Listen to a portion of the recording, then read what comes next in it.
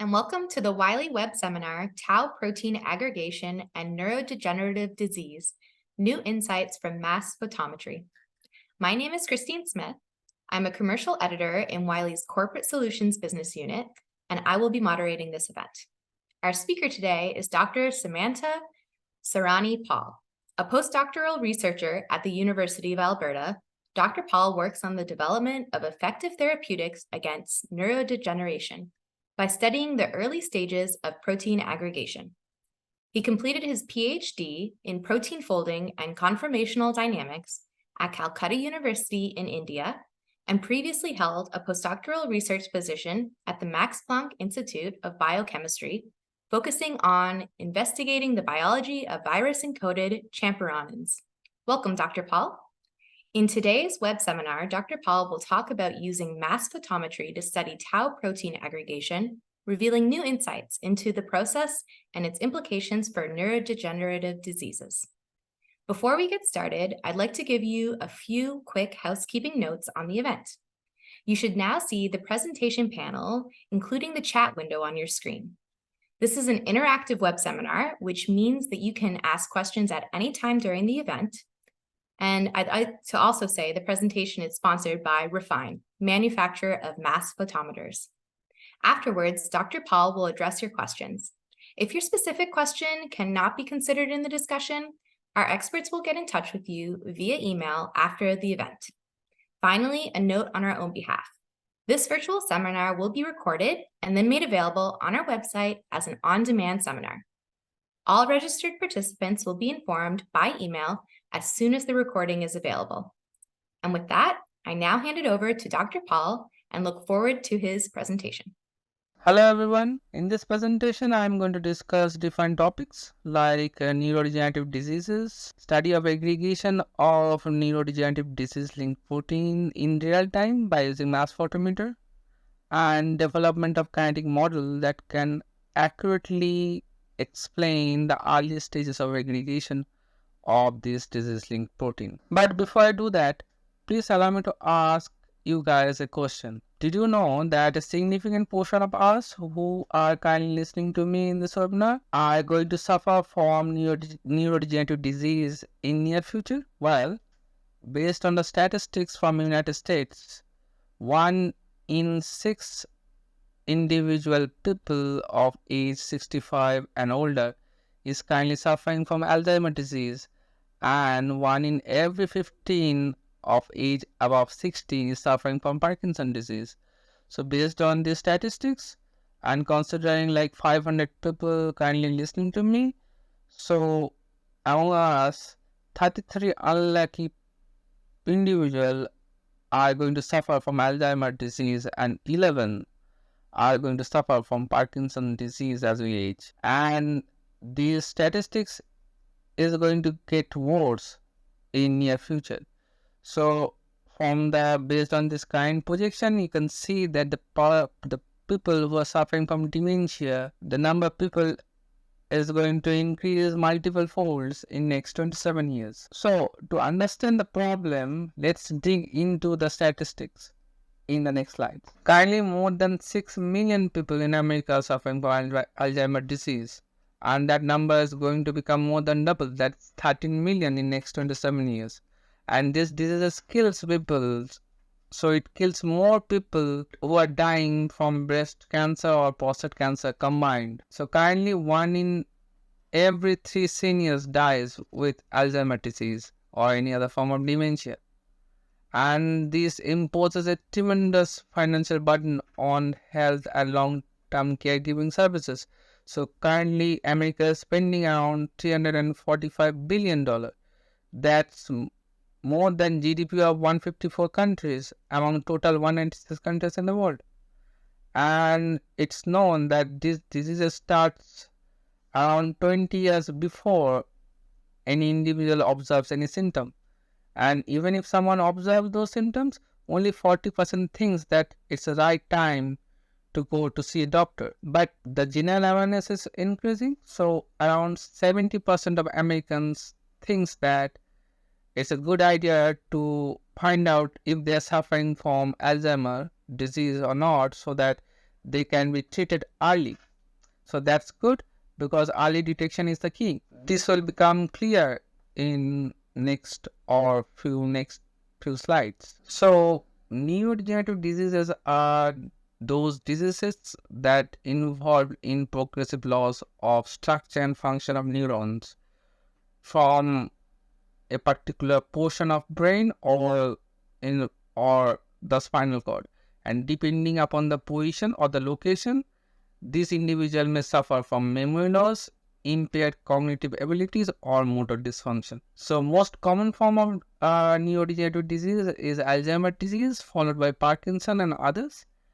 And in each of those diseases, the common thing that we observed in all those diseased patient brain is the presence of fibers made up of protein. So this is so common that the presence of those fibers are considered as the hallmark of neurodegenerative diseases. So those fibrils are made up of protein. So if we consider the aggregation pathway of any protein, it starts from monomer and it ends up in fibrils. But in between, it is believed that those monomer becomes unstable or misfolded so that they becomes aggregation prone, and once they becomes aggregation prone, they forms different oligomers of different sizes and ultimately forms protofibril and then fibrils. And it is believed that among different states of this protein like monomer and fibril and all those oligomers that forms in between, those small oligomers are actually neurotoxic species. So it's very important to study those small oligomers at very early stages of aggregation of that particular protein. So far we know that this is a real concern that requires immediate attention. So next we want to find out like how is the progress in finding any cure for these diseases. So PubMed search about any neurodegenerative diseases shows that people are working like crazy in this field.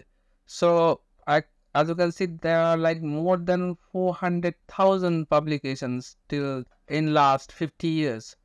And even though people are working like crazy in this field, we see a very little progress in terms of finding of any meaningful drugs. So as you can see, even though those people are working on it, only 87 compounds went to clinical trial phase 2 for Alzheimer disease, and only 36 compounds went to clinical trial phase 3. And among all this, only 8 compounds got approval from FDA. And among that, 6 only manages symptoms and only 2 are disease modifying immunotherapies. So let's discuss why the outcome is so less. So why it's so difficult? So to answer that, you must understand it's actually happening inside an individual human brain, right? So and that's a pretty complex system to study. So it's not possible or virtually impossible to study the disease caused by this protein aggregation in a normal human brain. So what we do, we simplify the system. So we use cell that's more simplified system than an individual human brain. But even if you simplify the system, that is if you like only want to study the protein aggregation, and if you only consider a single protein that is present in a cell, still you have different inert organelles present, and it still becomes a complex system. So here you can see that even in a single cell, it starts with misfolded protein, of which becomes oligomers and ultimately fibril. But even in this simple system, it's very difficult to study those protein sampling this aggregation landscape. So what we do to understand this aggregation process better, we simplify the system even more. Now we only take buffer and protein to study the aggregation. And even if we do that, that's still pretty complex. That's partly because the detection method that we are using is not competent enough. For example, most widely used methods to study this aggregation is the THT kinetics or the scattering. Those are all ensemble average experiments. They will not capture this smaller event when a single protein becomes aggregation prone, and from there it induces other protein, ultimately they form fibrils. So it's not possible to study them with ensemble average experiment where you will lose a significant portion in the lag phase, where you will not see any increase in the signal. And we know for now that even though you don't see any signal, there are a lot of things that are happening in that particular phase. And for early detection and to find out meaningful therapeutics, we need to find out those early regions. So the answer to the question like how to observe that particular single event in those silent region is the single molecule approach. So on left you can see that for in ensemble average experiment you will see a average reading out of all those molecules present in your sample. But if you do a single molecule experiment, then you will see discrete signal for each individual, and from those discrete signal you can find out the event that are like the starting point of those aggregation, where a single protein becomes aggregation prone and give you a certain signal so that you can detect them. So that's single advantage of single molecule approach. But there are many limitations for that in this technique, because for single molecule detection you need more signal than noise so that they get detected successfully. So for that, usually people do the chemical modification, or they change the system in a certain way so that they can find out more information. The commonly used techniques are SM-FRED, FCS, or force spectroscopy and all that.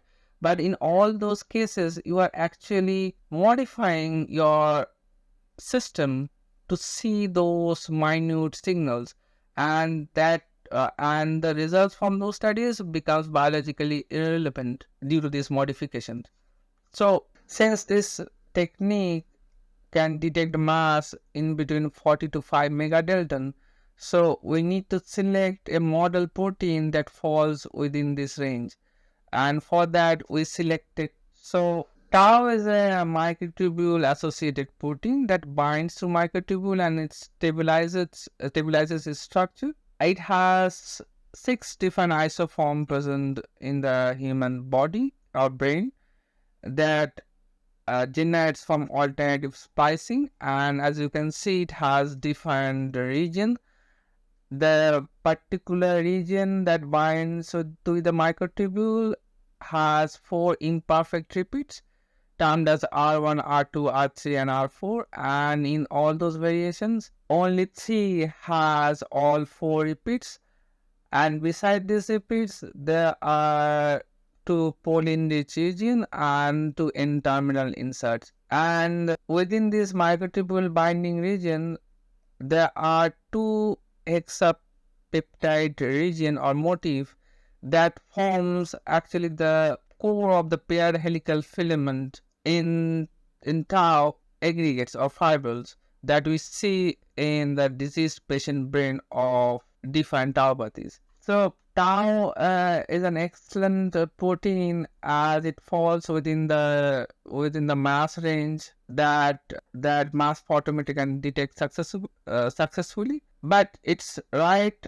at the beginning of the detection limit. So we are using 0N4R, and it has a molecular mass of 43 kilodalton that falls just lower end of the detection limit, but we can still study it for to understand the early stages of aggregation of this protein. So as I already told you, tau actually binds to microtubule and stabilizes it, but this system is dynamic, and tau gets phosphorylated to get dissociated from microtubule, and this is a reversible reaction and it can go back again. But some events like hyperphosphorylation or mutation can destabilize this complex.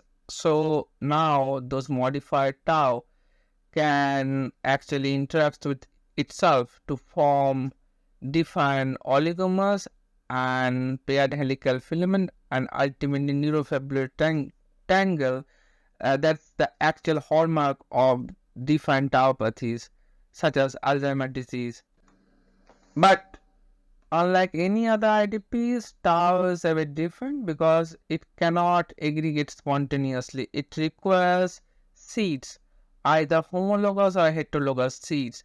So we can use anionic polymer or anionic molecules like anionic polymers, surfactants, or planar molecules that can act as a heterologous seeds that can ultimately induce the aggregation of tau. There are also other approaches like if you truncate the protein or if you mutate the protein, you will also see the aggregation, but it will not aggregate spontaneously. So one of the most widely used tau aggregation inducer is heparin. That is an anionic polymer, and as you can see from TST kinetics that it can induce tau aggregation very nicely, but it has a mass and that can cause a problem in the mass photometer, because mass photometer can detect mass of anything that are present in your sample. So it can definitely detect the mass of heparin and it can complicate the whole analysis part. So that's why we search the literature to find out there are indeed some compounds or anionic dyes or small molecules that can induce tau aggregation. So they are like congruent and very similar thiazine dyes. So they can induce tau protein aggregation. So and they have mass around 300 Dalton. So it's very negligible. So it can be used. So we use that, and our first finding is that we found that it can indeed initiate the aggregation in wild type tau.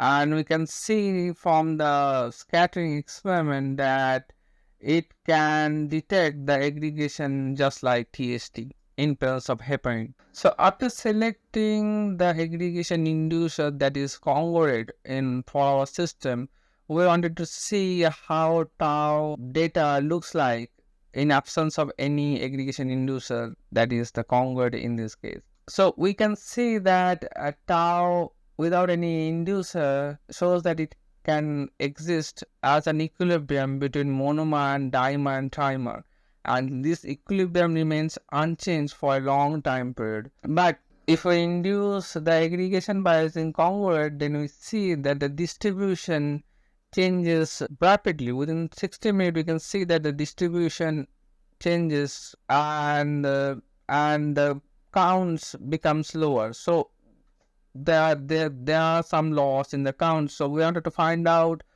where are those protein are going within this time period. Mass photometer reading at different time point while tau is aggregating in presence of congruent shows that the concentration of these monomer, dimer, trimer changes over time.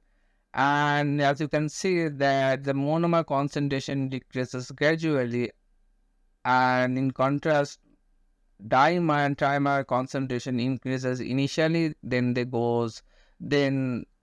decreases, and in the middle we see the formation of higher order oligomers in the form of tetramer, pentamer, and hexamer.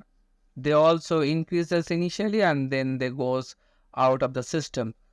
Since beyond hexamer, the counts are not that great so that they can be combined in a distribution. So what we did is we combined all the counts until 25 marks in a single bin, and if you can see that the counts of that particular single bean also increases initially, and then that disappears quickly from the system. So these defined time point reading shows that the change in the defined oligomeric population in tau and ultimately gives us the time evolution of time oligomeric population. So now we know that how these defined oligomeric state changes over time, and if you plot them you can see that as I already described, that the monomer is gradually decreasing, but all others uh, oligomeric state initially increases and then they disappears quickly from the system.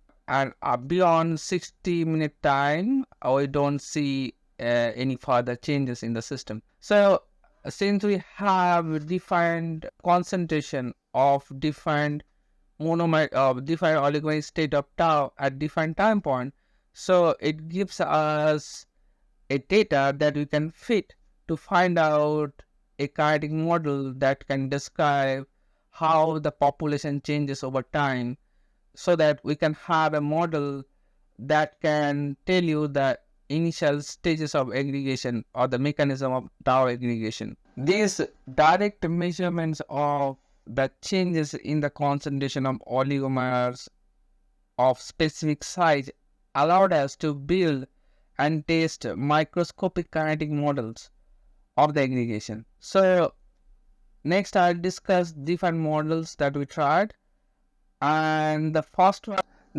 model we tested is the simplest one, which assumes that the oligomers lie on a single aggregation pathway and that tau does not change conformation.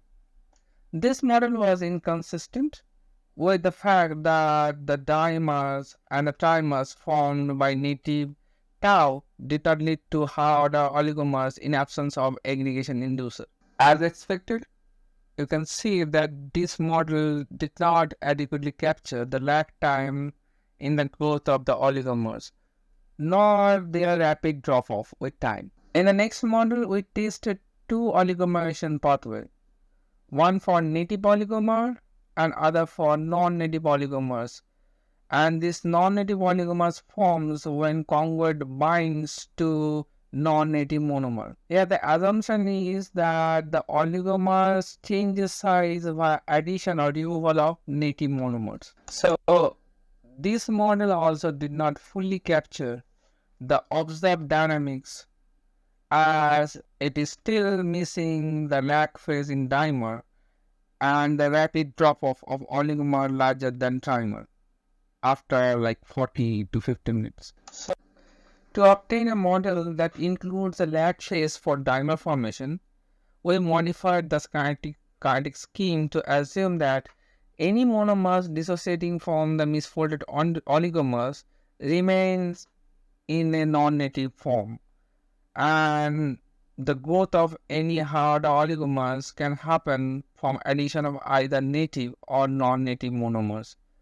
So for this model to succeed, we need to verify that conjugate can indeed stay bound with the tau monomer. For that, we used column chromatography, affinity column chromatography, to find out that the monomeric tau, when they are not aggregating, as they are separated from one another by using the beads, can still bind to the conjugate, and this is a vital information that is required to make this model reliable. With the addition of all these new features to the mechanism, it seems that the model captured all the essential features of the oligomer population kinetics. And this is evident from the better quality of fit that you can see here. A key feature of the fit to the kinetics is that the growth of smaller oligomers, dimer, that is the dimer to the pentamer, is dominated by slow addition of native monomers, whereas the growth rate of larger oligomers like hexamer up is dominated by much faster addition of misfolded monomers.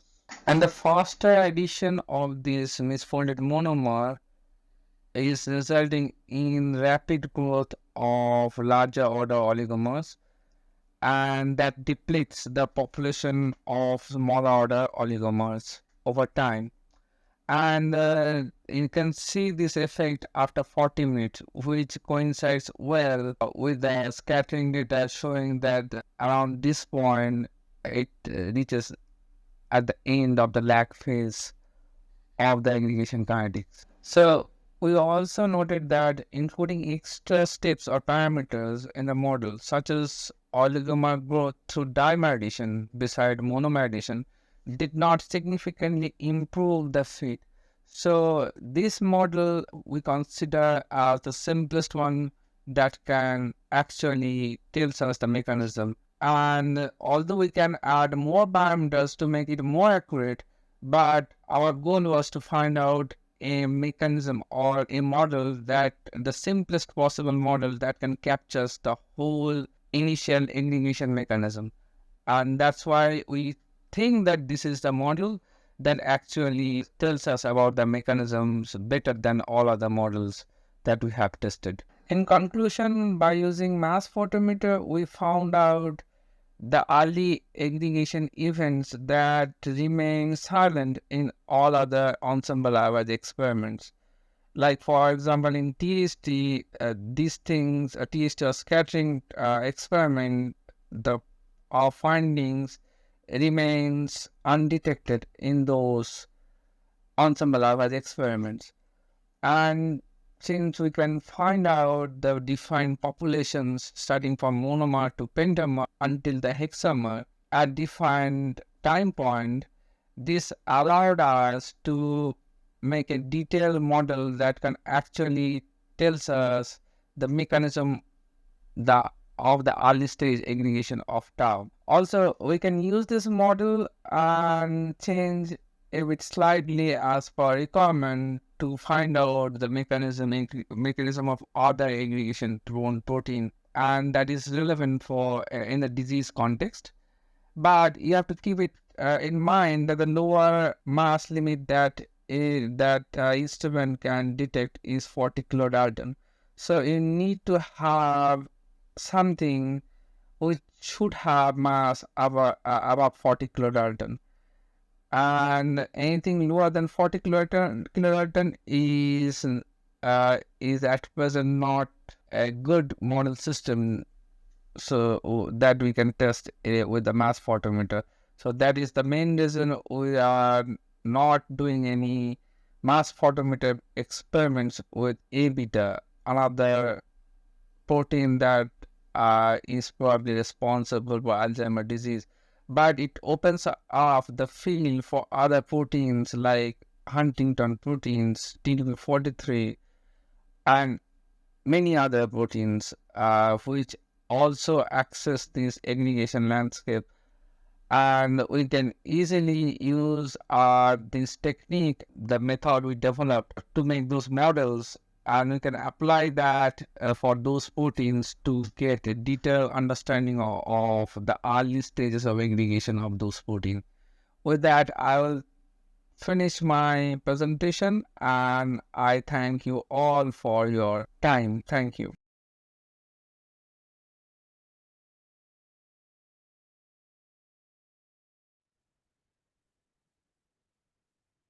Okay, so many thanks, Samantha, for your interesting and comprehensive insights.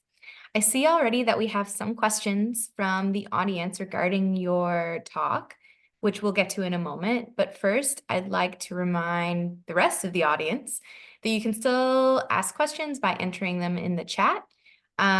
We have a good amount of time for our Q&A today. So yeah, get those questions in. Okay, so let's go to the first one. What stains were used to highlight tau protein aggregation? Okay, so first of all, I'm sorry to everybody for my voice because I'm suffering from the throat infection.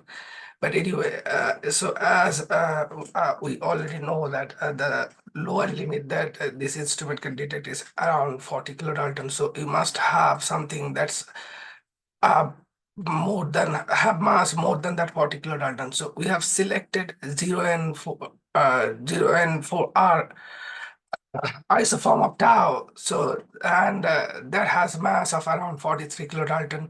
So that falls within the range that we can detect. Of course,